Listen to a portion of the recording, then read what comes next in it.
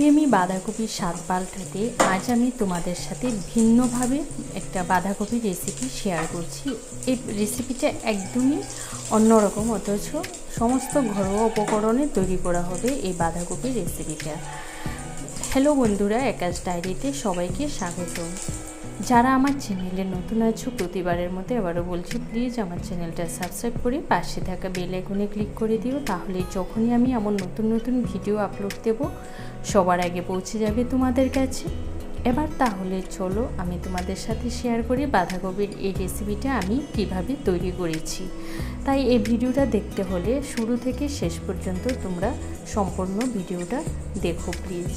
এবার তাহলে চলো রান্নাটা শুরু করা যাক। এই যে দেখো, এখানে আমি বাঁধাকপিগুলোকে এমন পিস পিস করে কেটে নিয়েছি, আর প্রতিটা পিসের মধ্যে আমি কি করেছি, টুথপিক কেটে দিয়েছি, কারণ এগুলোকে যখন আমি ভাপিয়ে নেব তাহলে খুলে যাওয়ার সম্ভাবনা থাকে। তাই এভাবে যদি টুথপিক বা কিছু দিয়ে আটকিয়ে নেওয়া হয় তাহলে বাঁধাকপিগুলো আর খুলে যাবে না। এখানে আমি জল দিয়েছি আর জলে সামান্য নুন দিয়েছি, নুন দিয়ে 2 মিনিটের মতো আমি এগুলোকে ভাপিয়ে নেব।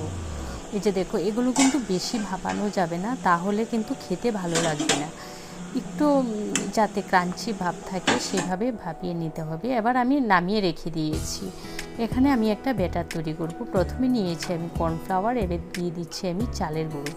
তোমাদের কাছে যদি কর্নফ্লাওয়ারটা না থাকে তাহলে, বা বেসন না, চালের গুঁড়ো না থাকে তাহলে তোমরা বেসন দিতে পারো। এবার আমি দিয়ে দিয়েছি নুন, হলুদ আর লঙ্কার গুঁড়ো, এগুলো দিয়ে মিশিয়ে নিচ্ছি। এই যে এভাবে মিশিয়ে নেওয়ার পর এবার অল্প অল্প জল দিয়ে আমি একটু পাতলা করে একটা ব্যাটার তৈরি করে নেব। এবার তাহলে চলো ব্যাটারটা আমি তৈরি করে নিই। এই যে দেখো, ব্যাটারটা আমার তৈরি হয়ে গেছে, তোমরা দেখতেই পাচ্ছ। এটা কিন্তু বেশি ঘন করা যাবে না। এবার এখানে আমি সামান্য করে তেলটা দিয়েছি, কারণ এগুলো কিন্তু বেশি ডিপ ফ্রাই করবো না আমি, তাই অল্প করেই তেল দিয়েছি। দিয়ে এই যে একটা বাঁধাকপির পিস নিলাম, নিয়ে এই যে ব্যাটারটার মধ্যে দিয়ে একটু এক্সট্রা যে ব্যাটারটা আছে সেটাকে আমি ছেড়ে ফেলে দিচ্ছি। যেভাবে বাঁধাকপির মধ্যে যতটা লেগে থাকে ঠিক ওইটুকুন দিয়েই আমি ভেজে নেব। এভাবে আমি একটা একটা করে দিয়ে দেব, আর এগুলোকে তারপরে শুধু সেলো মানে এপাশ ওপাশ উল্টেই আমি এগুলোকে নামিয়ে নেব। এগুলো কিন্তু বেশি ভাজা যাবে না।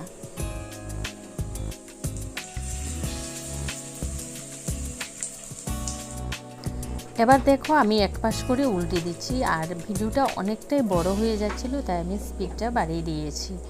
এইভাবেই এক পাশ করে দিয়ে আমি উল্টে উল্টে দিচ্ছি এগুলোকে। এই যে দেখতেই পাচ্ছ, এগুলো আমার ভাজা হয়ে গেছে, আমি তুলে নিয়েছি, আর খুব সুন্দর করে এগুলো ভাজা হয়ে গেছে। তোমরা ইচ্ছে করলে এভাবে চা কফির সাথেও খেতে পারো। এই যে দেখো, আবারও ঠিক একইভাবে আমি সমস্তগুলো ভেজে নেব।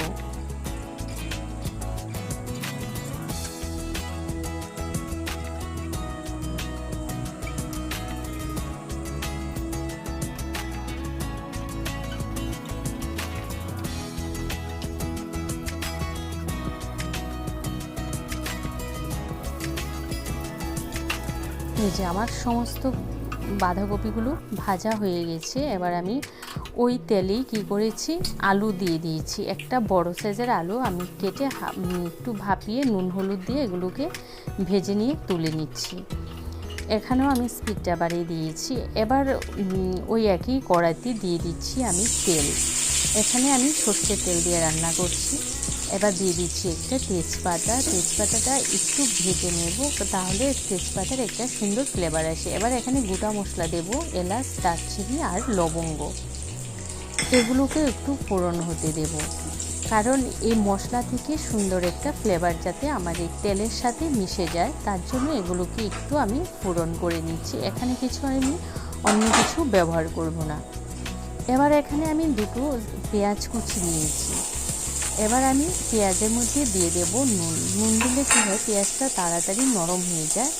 এবার এই নুন দিয়ে পেঁয়াজটাকে আমি একটু নরম করে ভেজে নেব।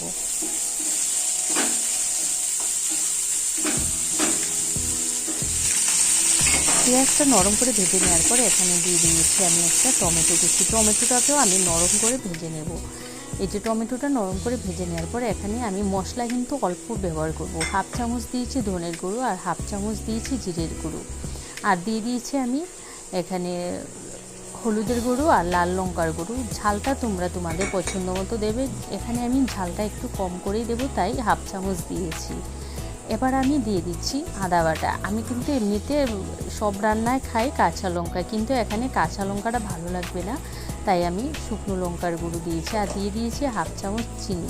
এটা কিন্তু একটু মিষ্টি হবে।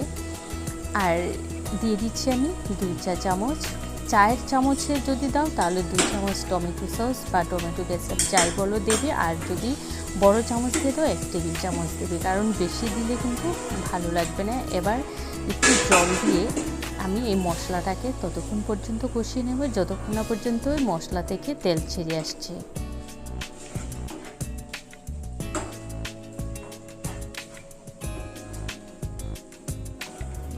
এবার দেখো মশলাটা কষানো হয়ে গেছে, ওর মধ্যে দিয়ে দিচ্ছি আমি ভেজে রাখা আলু। এবার এই ভেজে রাখা আলুগুলো দিয়ে আমি 3 থেকে 4 মিনিটের মতো এই মশলার সাথে আবারও ভালো করে কষিয়ে নেব। কষানো হয়ে যাওয়ার পর এবার ওর মধ্যে দিয়ে দিচ্ছি আমি গরম জল। এখানে আমি জলটা দিয়েছি পরিমাণ মতো, ওই বড় কাপে 1 কাপ হবে। এবার দিয়ে দিচ্ছি আমি ভেজে রাখা বাঁধাকপিগুলো দিয়ে কিন্তু এগুলো বেশিক্ষণ আর ঝুলে রাখা যাবে না। আমি যেহেতু গরম জল দিয়েছি, জলটা ফুটে ওঠার পরে কিন্তু আমি বাঁধাকপিটি দিয়েছি। যেহেতু এখানে আমি ভিডিওটা একটু কেটে দিয়েছি তাই আর দেখাতে পারিনি। এবার এটা দেখো পুরো ফুটে উঠেছে, আর একদমই যেহেতু বাঁধাকপিটা দিয়েছি একটু ঘন হয়ে এসেছে, আর এটা একটু মাখা মাখা হবে। আমরা যেমন চিলি চিকেন করি না ঠিক সেইভাবে, কিন্তু এটা ওই না। এবার আমি দিয়ে দিচ্ছি গরম মশলা, 1 চা চামচ দিয়েছি গরম মশলা। এবার দিয়ে দেবো আমি ঘি এখানেও আমি এই যে চায়ের চামচে দিয়ে দিচ্ছি 1 চা চামচ। এবার দিয়ে আমি গ্যাসটাকে অফ করে দেব।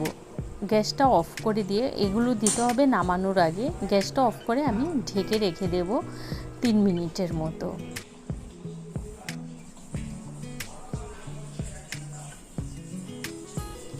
এবার ফিরে এলাম 3 মিনিট পর, তোমাদের পরিবেশন করে দেখাচ্ছি। দেখো কেমন হয়েছে, এটা দেখতেই বেশ লোভনীয় হয়েছে। এটা তোমরা রুটি, ভাত, পরোটা, ফ্রাইড রাইস, পোলাও সব কিছুর সাথেই খেতে পারবে। আমার এই বাঁধাকপির রেসিপিটা যদি তোমাদের ভালো লাগে তাহলে তোমাদের আত্মীয় স্বজন, বন্ধুবান্ধব সবার সাথে শেয়ার করে দিও। আর আমার চ্যানেলে যারা নতুন আছো প্লিজ চ্যানেলটা সাবস্ক্রাইব করে পাশে থাকা বেল আইকনে ক্লিক করে দিও। আর তোমরা প্লিজ ভিডিওতে একটা লাইক দিও আর কমেন্ট করো। ভালো থেকো, সুস্থ থেকো। আবারও দেখা হবে নতুন ভিডিওর সাথে। ততক্ষণের জন্য টাটা।